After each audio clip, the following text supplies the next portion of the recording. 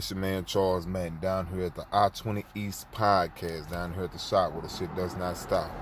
Just got off work, when I came across this video. I feel like it holds a lot of knowledge and a lot of weight, you know what I'm saying? I'm gonna put it out there for y'all to see and get your opinion on, you feel what I'm saying? Yeah, y'all just let me know what you think about it. Love y'all, and salute. The letter is the secret meeting that changed rap music and destroyed a generation. Damn. So it says, hello.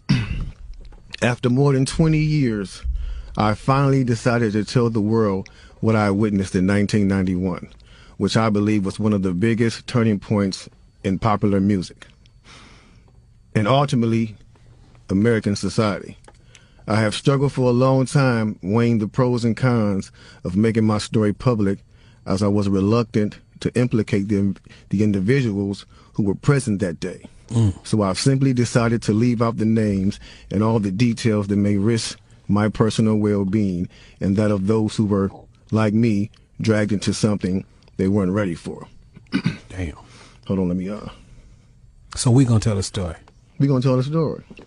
We ain't scared. You know what I'm saying? What they gonna do? They after us, not just playing. Look, that black van. So look, so he says, between the late 80s and early 90s, I was what you may call a decision maker with one of the more established companies in the music industry. I came to Europe in the early 80s and quickly established myself in the business. The industry was different back then, since technology and media weren't accessible to people like that, like they are today. The industry had more control over the public and had the means to influence them any way it wanted. Right. This may explain why in early 1991, I was invited to attend a closed-door meeting with a small group of business insiders to discuss rap music's new direction. Rap music's new direction. Yeah. Little did I know we would be asked to participate in one of the most unethical and destructive business practices ever seen. Crazy. So this was the meeting. The meeting was held at a private residence on the outskirts of Los Angeles. I remember about 25 to 30 people were being there. Right. Most of them familiar faces. Speaking of those I knew, we joked about the theme of the meeting, as many of us did not care for rap and failed to see the purpose of being invited to a private meeting to discuss the future of hip-hop. Talk to him. Among the attendees was a small group of unfamiliar faces who stayed to themselves and made no attempt to socialize beyond their circle. Based on their behavior and formal appearances, they didn't seem to be from our industry. Our casual chatter was interrupted when we were asked to sign the confidentiality agreement, preventing us from publicly discussing the information presented during the meeting. Needless to say, this intrigued, in some cases, disturbed many of us. The agreement was only a page long, but very clear on matters and consequences, which stated that violating the terms would result in job termination immediately. We asked several people what this meeting was about and the reason for such secrecy, but could not find anyone who had the answers for us. A few people refused to sign and walked out. Nobody stopped them. I was tempted to follow, but curiosity got the best of me. That's right. A man who was part of the unfamiliar group collected all the agreements from us. So now it's going to get to the good part because the meeting about to start. Talk to him, G. It says, quickly after the meeting began, hold on one second. Get your popcorn, y'all. Popcorn, get your pistol. No, for real though. Quickly after this meeting began, one of the industry colleagues, who shall remain nameless like everybody else, thanked us for attending. He then gave the floor to a man who only introduced himself by first name and gave no other details about his personal background. I think he was the owner of the residence, but that was never confirmed. He briefly praised all of us for the success we had achieved in our industries and congratulated us for being selected as part of this small group of decision makers.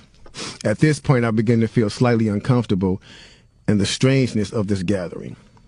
The subject quickly changed as the speaker went on to tell us that the respective companies we represented had invested in a very profitable industry, which could become even more rewarding with our active involvement.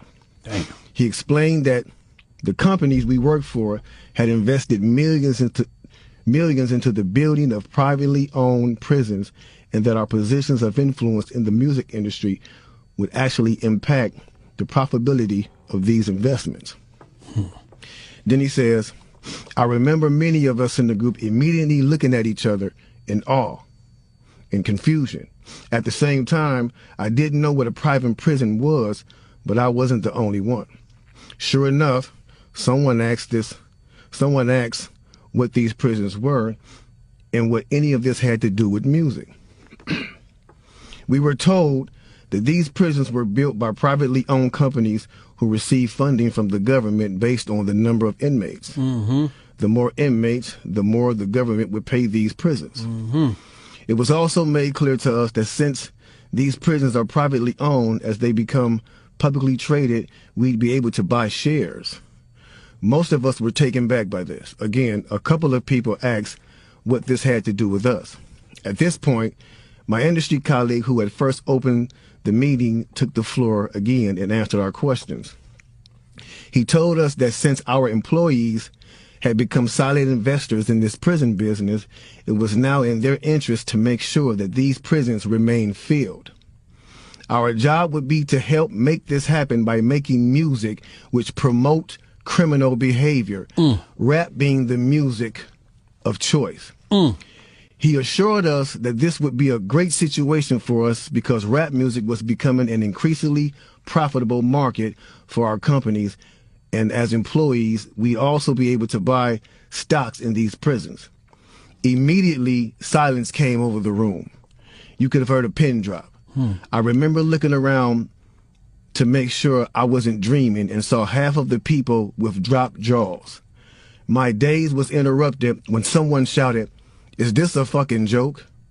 At this point, things became chaotic. Right. Two of the men who were part of the unfamiliar group grabbed the man who shouted and attempted to remove him from the house.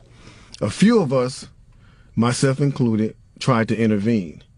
One of them pulled out a gun, and we all backed off. They separated us from the crowd, and all four of us was escorted outside. My industry colleague, who opened up the meeting earlier, hurried out to meet us and reminded us that we had signed an agreement and would suffer the consequences of speaking out about this publicly, or even those who attended the meeting. Damn. I asked him, why was he involved with something so corrupt? And he replied, it's bigger than the music business and nothing we can do. And, no, it's bigger than the music business and nothing we want to challenge without risking consequences. We all protested as we walked back into the house. I remember word for word the last thing he said.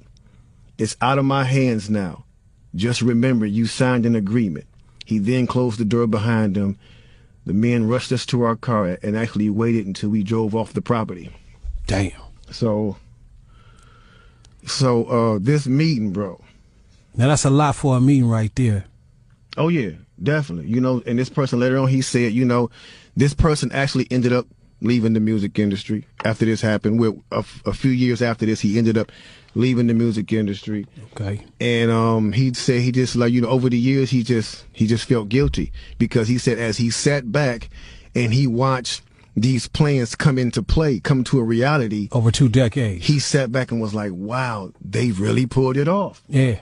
They really pulled this off. He was like, they were told not to sign any more political rappers, any more rappers that had messages in their music. No positivity. It was all to be gangster rap music that they promoted and put out. So if you wonder where Brand Nubians went, where Pro Righteous Teachers went, where Public Enemy went, where KRS-One went, and all sorts of groups like that was talking, even Queen Latifah and Moni Love and those, you know everybody. what I'm saying? It's a back door. Yeah, anything that was harmless. Those charms that came out like maybe in 1988, 89, the African charms, those they lasted for about 2 years and they disappeared real quick. You know what I'm saying? Yeah, definitely. Now, after reading all this, you know, it actually made me feel a few different ways.